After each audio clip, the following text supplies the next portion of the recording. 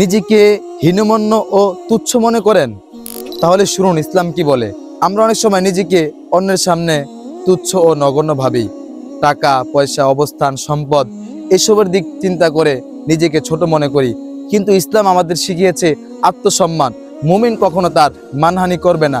রাসূল সাল্লাল্লাহু আলাইহি সাল্লাম বলেন, মুমিন ব্যক্তি সম্মানিত, সে নিজেকে কখনো অপমানিত করে না।